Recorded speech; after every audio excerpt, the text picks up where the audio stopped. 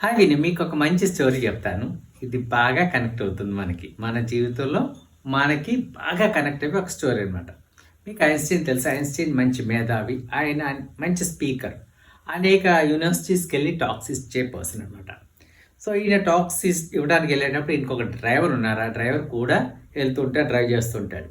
So, ఈయన speeches ఇచ్చే అన్ని చోట్ల ఈ డ్రైవర్ ఉండటం, ఈ డ్రైవర్ ఏంటంటే కొంతకాలానికి ఐన్‌స్టీన్ యొక్క కాన్సెప్ట్స్ అన్నీ నేర్చేసుకున్నాడు. విని నేర్చేసుకొని ఐన్‌స్టీన్‌తో ఒకరోజు చెప్తాడు. గురువుగారు ఈరోజు ప్రోగ్రామ్‌కెళ్ళేటప్పుడు మీరు మంచిగా పర్ఫార్మ్ చేయండి అని చెప్తాడు. ఓకే, థ్యాంక్స్ అని చెప్తాడు.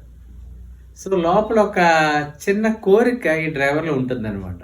ఆ కోరిక వ్యక్తపరచడు కానీ ఐన్‌స్టీన్‌తో అంటాడు, ఇప్పుడు మీ క్లాసులన్నీ నాకు బాగా తెలుసు, మీ సబ్జెక్ట్స్ అన్నీ నేను బాగా తెలుసు, మొత్తం నేను గ్రాస్ప్ చేసేసానని చెప్తాడు డ్రైవర్.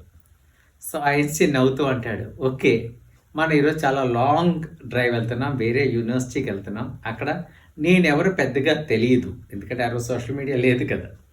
సో ఈరోజు ఏంటంటే నా ప్లేస్లో నువ్వు ఈరోజు ఆ క్లాస్ తీసుకోబోతున్నావు అని చెప్తాడు.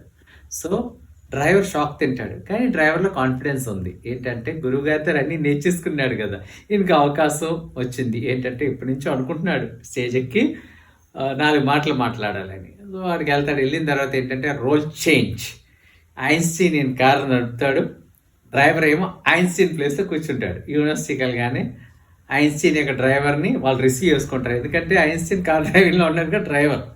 సో కార్ అంతా పార్క్ చేసి వచ్చినప్పటికీ ఐన్‌స్టీన్ యొక్క డ్రైవర్ స్టేజ్ మీద మంచి స్పీచ్ ఇచ్చేస్తున్నాడు, ఎందుకంటే నేర్చుకున్నాడు గురువుగారి దగ్గర అన్నీని. మంచి స్పీచ్ ఇస్తున్నాడు, అందరూ బాగా క్లాప్స్ కొడుతున్నారు, హ్యాపీ ఎంజాయింగ్. కానీ వెనకాల నుంచి ఒక బాలుడు లేచి చాలా కష్టమైన ప్రశ్న అడిగాడు అనమాట. సో ఈ డ్రైవర్ దాన్ని ఆన్సర్ చేయలేని పరిస్థితి. కానీ ఇక్కడ ఏం చేశాడంటే ఆ డ్రైవర్ తన వివేకాన్ని యూస్ చేసి, ప్రెసెన్స్ ఆఫ్ మైండ్ యూస్ చేసి అన్నాడు, ఓ ఇంత సింపుల్ ప్రశ్న నేను అడుగుతున్నావు, మా డ్రైవర్ కూర్చున్నాడు ఫ్రంట్, తనే ఆన్సర్ చేయగలదు దీన్ని అని చెప్తాడు. ఫ్రంట్ కూర్చుంది ఎవరండి? ఐన్‌స్టీన్ గారు.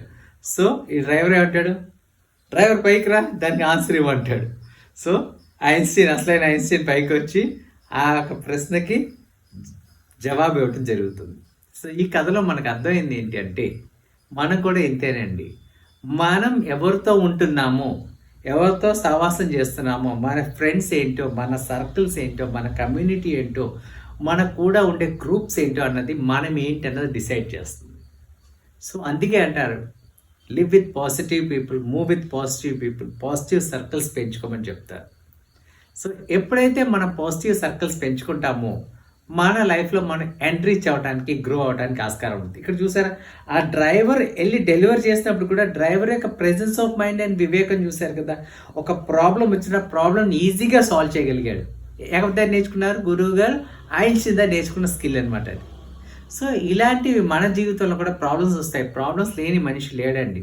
ఆ ప్రాబ్లమ్స్ ఛాలెంజ్ కింద మార్చుకొని మన సర్కిల్స్తో మింగిల్ అవి, వాళ్ళ దగ్గర ట్రిక్స్ అండ్ టాలెంట్స్ నేర్చుకొని, వాళ్ళ దగ్గర పాజిటివ్ ఎనర్జీ, మోటివేషన్ నేర్చుకొని మనం సక్సెస్ అవుతాం. ఒకసారి జీవితంలో ఆలోచించండి, మీకు కూడా ఉండే సర్కిల్స్ని, మంచి సర్కిల్స్ని ఎంచుకోండి, వాళ్ళతో తిరగండి, వాళ్ళతో కమ్యూనికేట్ చేయండి. కమ్యూనికేషన్ ఒకటే ఈ లోకంలో నెంబర్ 1 స్కిల్ అండి. యాక్చువల్గా అది ఉన్నట్లయితే మనం ఎక్కడైనా గ్రో అవ్వగలం. Within your circles be perfect, positive ఎనర్జీని బూమ్ చేస్తూ ఉండండి. So happy living.